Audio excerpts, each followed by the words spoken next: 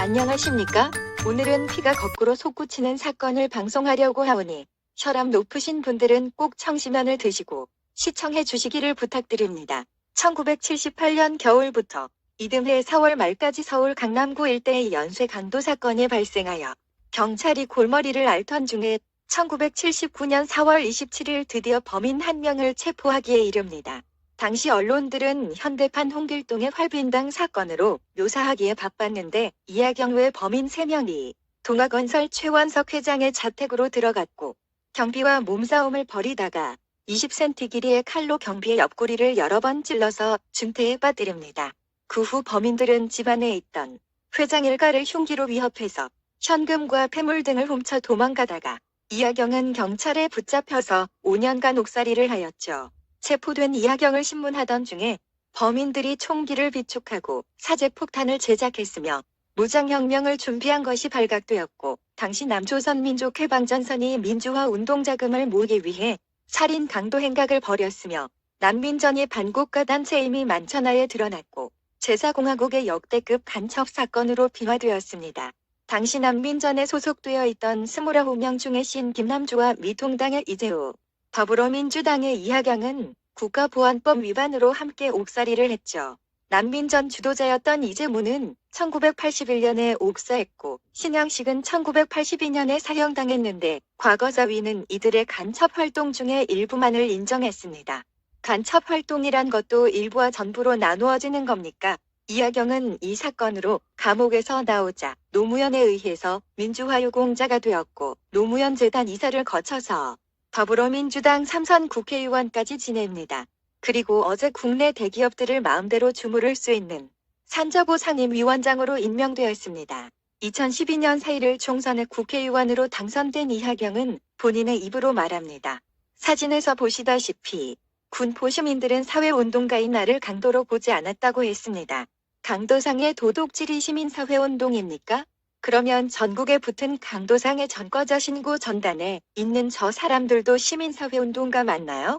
전라도 순창이 고향인 전남대 출신의 무장강도가 고향도 아닌 군포시에서 국회의원의 초선으로 쉽게 당선이 되었다고요? 이거 뭔가 냄새가 나지 않습니까?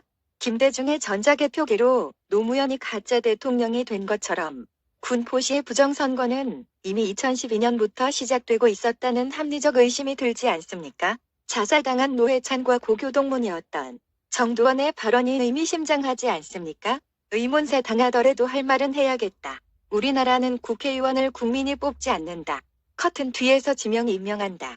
그런데 이하경의 홈피에는 자신을 마치 임꺽정이나 장길산, 일지매처럼 묘사하고 있는데 남의 집에 침입하여 도적질을 했던 강도상의 범법자가 민주화운동을 했건 사회주의의 운동을 했건 목적이 정당하면 과정도 정당해지는 것인가요?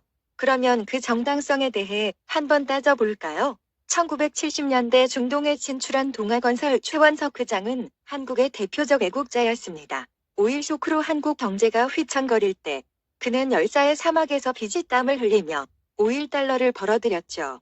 사막탕에 일자리도 많이 만들었고 그때 다진 한국의 건설 기술력은 지금 세계 최강이 되었습니다. 이어서 아비와 어미라는 제목의 전라도 작가 수필 한 토막을 소개합니다. 중략. 여권이 없는 줄 알았던 아빠가 해외여행을 한 번도 가본 적이 없는 아빠가 여권을 만들었었다니. 40년 전 아빠는 어디를 다녀오셨던 걸까? 내가 태어나기도 전 1979년 아빠의 나이 32. 아빠는 여권을 들고 비행기를 타고 어디를 갔던 것일까? 아빠 79년에 해외 어디 갔었어? 응? 대회? 안 갔는데? 79년? 아, 그때. 맞다. 그 사우디 갔었다. 사우디. 일하러. 허벌판 불고 사막에 대관 심는 일했지. 까마득한 옛날이라. 돈 벌라고 갔지. 1년 반 있다가 너무 덥고 힘들어서 왔는데 그때 조금만 더 참고 일했으면 돈 많이 벌었을 것인데 아빠는 한참 동안 생각하더니 사우디라고 말했다. 사우디아라비아. 이름도 낯선 곳. 나도 그저 더운 나라 혹은 세계 최대의 산유국이라고만 알고 있는 나라. 아빠는 그곳에 일을 하러 32의 나이에 일을 하러 갔었다. 1970년대 한국의 건설 산업이 중동 진출을 본격화했다던 그때 아버지는 그때도 건설 노동자였구나. 사우디아라비아에서도 건설 노동자였구나. 40년 전 이엄 말릭. 그 낯선 사막에 아버지는 배관을 심고 왔구나. 지금의 나보다도 어린 나이에 아버지는 돈을 벌러 사우디에 갔구나. 지난 30여 년 동안 좌익들은 난민전의 국가전복 활동에 대해 재벌을 응징한 의로운 행동으로 자랑해왔습니다. 4.11 총선께 당시 서울대 교수였던 조국은 이하경을 이렇게 묘사했죠. 이하경은 강도입니다. 독재 권력에 맞서 민주주의를 되찾아오려 했던 강도입니다. 열사의 사막에 돈 벌러 가면 독재 권력이고 중동 기술자 집이 현금을 훔쳐 국가전복 활동을 하면 민주주의인가요? 말투가 기가 차지 않습니까? 이하경은 과거 강도상의 죄수였고 조국은 현재 범법자로 재판을 받고 있습니다.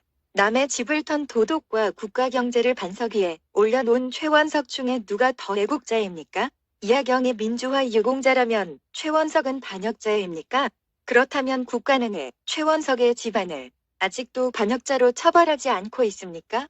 그런데 정말 이상한 것은 이하경은 박정희 장학금을 받으며 학교에 다녔고 어릴 때는 가장 존경했던 인물이 박정희였다는데 전남대에 입학한 이후에 좌익 운동권으로 변모했네요. 전남대가 절프락지 양성소인가요? 그나저나 이하경 때문에 대기업들은 이제 발등에 불 떨어졌습니다.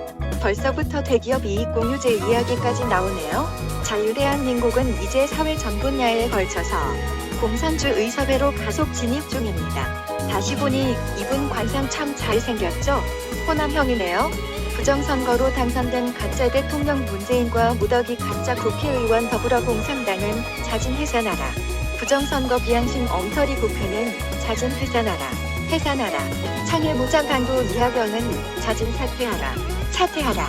사퇴하라. 창의 강도를 임명한 사이로 부정선거의 주범 문재인은 이하경과 함께 손잡고 하야하라. 하야하라. 하야하라.